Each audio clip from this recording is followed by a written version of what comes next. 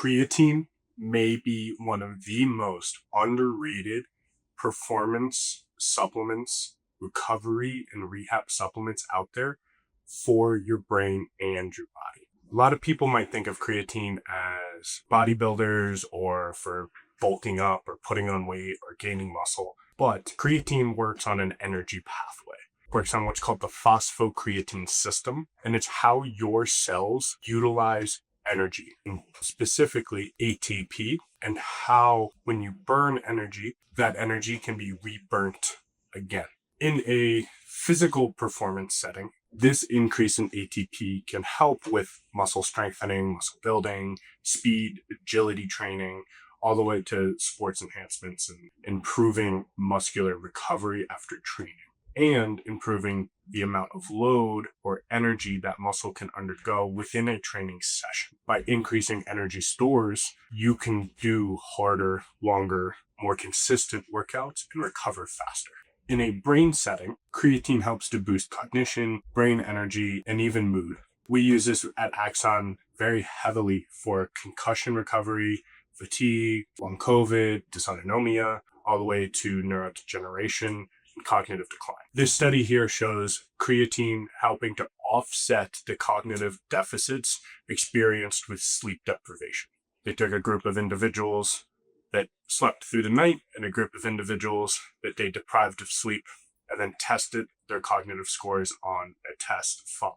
The individuals that were starved or depleted of sleep and supplemented with creatine did 600% better on their cognitive tests than those that did not receive creatine and were also sleep deprived. Then those numbers of sleep deprived creatine takers compared to sleep full for individuals in this study that were received a full night's sleep provided very similar scores. And that just goes to show how much energy the brain needs for cognition. And when we sleep, that bolsters or boosts up our levels. However, creatine can help supplement that in that acute nature, which means that it can also help to supplement that for all of these patients that individuals that might need an extra boost of energy within their nervous system. Typically, for a muscular saturation of creatine, we're looking for about 5 grams added to your supplemental diet on top of what you're eating in your proteins and the meats and the veggies that you're eating throughout the day. In a neuro setting, creatine needs to be upwards of 10 grams to saturate it enough to get into the central nervous system and have a positive effect for your brain. Some studies will indicate up to 20 or 25 grams. However, taking that much creatine right out of the gate can lead to GI issues and water retention challenges. This won't necessarily make you hold more water weight as much as it's going to help balance out how hydrated or saturated your cells are with water. If you find that you put on weight with creatine, it's likely because you are chronically dehydrated and your cells actually needed that extra boost in water retention. This helps to pull more water into the cells, and it follows those phosphocreatine groups. If you are introducing this in a neurological fashion, it is usually recommended to do so throughout multiple doses throughout the day before you start doing big bolus doses of 10 or 15 grams at a time to ensure you don't have those GI negative effects. Often common myths with creatine are that it's only for bodybuilders, and that is so false. There are huge neurological and energetic benefits to creatine for everyday users, for brain health, mood regulation, emotional regulation, sleep benefits, cognitive benefits, everything in between. It's usually regarded as poor or bad for your kidneys. Again, making sure that you drink enough water and you have enough electrolytes. These are core basic needs for your body that should be happening on a day-to-day basis.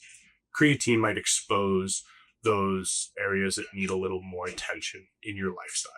Not that that's a bad thing, but it is important to utilize good lifestyle basics when implementing any amount of supplements, any supplements at all, especially or even the most basic supplements.